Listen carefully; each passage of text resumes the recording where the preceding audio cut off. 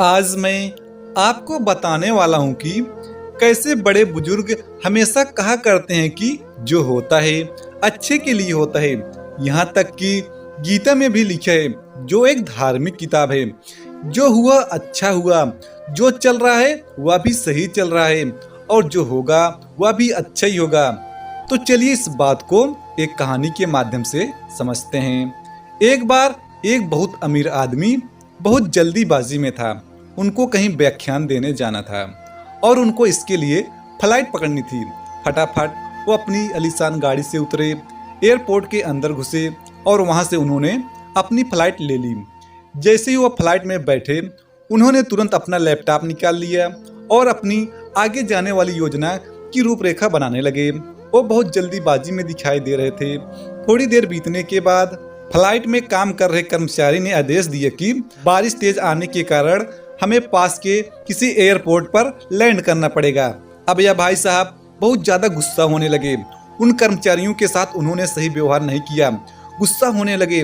आनन फानन में जैसे ही एयरपोर्ट पर उतरे तो किसी ने इनको देख लिया और वो उनको जानता था और बोला कि नमस्कार सर, मैं आपको जानता हूँ। आप वही डॉक्टर भटनागर हैं जिनको पास के एक शहर में स्पीच देने के लिए जाना है। मुझे भी वही जाना है, मैं आपकी सहायता कर सकता हूँ। इस शहर से उस शहर की दूरी 3 घंटे की है। आप यहाँ से गाड़ी लेकर जा सकते हैं और सही समय पर पहुँच सकते हैं। डॉक्टर साहब ने उस शख्स का धन्यवाद किया और जल्दी से गाड़ी पकड़ ली और गाड़ी वाले से यह कह दिया कि मुझे सही सलामत सही वक्त पर पहुंचा देना। लेकिन बारिश रुकने का नाम ही नहीं ले रही थी। थोड़ी देर बीत जाने के बाद ड्राइवर असमंजस की स्थिति में था, क्योंकि उस पर प्रेशर था, यानी दबाव था, क्योंकि सही वक्त पर पहुंचाना है। लेकिन बारिश बहुत तेज आ रही थी और इस चक्कर में वो रास्ता भूल गया। लेकिन पीछे बैठे पैसेंजर को यह बताना था कि वह रास्ता भूल गया है। थोड़ा साहस करके सच्चाई बताई तो डॉक्टर साहब इनके ऊपर भी भड़क पड़े। जैसे तैसे ड्राइवर ने अपने आप को संभाला और पैसेंजर से पूछा कि आप बताइए मैं क्या कर सकता हूँ। डॉक्टर साहब पहले तो बहुत चिल्लाने लगे और गुस्सा हुए। जो भी इनको भड़ास निकालती थी वह निकाल ली और कहा कि अब जहाँ कहीं भी रुकने की व्यवस्था हो वहाँ चलिए। पास में एक गाँव आता है और गाँव में एक छोटा सा घर होता है और जब घर को खटखटाते हैं, बूढ़ी सी माँ की आवाज आती है। माँ बोलती है कि परेशान न करे, आप अंदर आ सकते हैं। बूढ़ी अम्मा ईश्वर की भक्ति में लीन थी।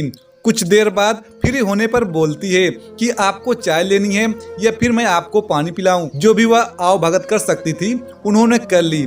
आपने हमसे पूछा, इसके लिए ईश्वर का बहुत बहुत शुक्रिया। तो इतने में बुढ़िया बोली कि नहीं नहीं, ईश्वर का धन्यवाद तो मैं तब करूंगी जब मेरा यह छोटा सा बच्चा ठीक होगा।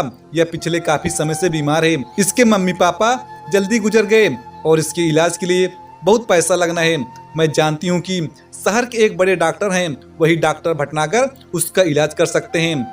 आप देखिए कि कितनी मार्मिक स्थिति है। डॉक्टर साहब को जाना था स्पीच देने के लिए, लेकिन कहाँ आ गए, एक झोपड़ी में उस बच्चे का इलाज करने। क्यों? क्योंकि जब दिल से किसी चीज की आशा की जाती है तो कहीं न कहीं वह मुराद पूरी हो जाती है। भरोसा हो अगर ईश्वर पर, सच्चे दिल से हर काम हो सकता है। इसलिए आस्था रखना बहुत जरूरी है। लेकिन आज के समय में कुछ लोग इस तथ्य को तर्ककिनार कर सकते हैं कि ऐसा संभव नहीं है। मैं मानता हूं कि कई लोगों की सोच बहुत अलग होती है, लेकिन एक सिंपल सा फंडा है, अगर आप आस्था रखते हैं तो कहीं न कहीं इसका फायदा आपको जरूर मिलता है। इसलिए जो होता है अच्छा होता है, जो हुआ वह भी अच्छा हुआ और जो होगा वह भी और बेहतरीन होगा।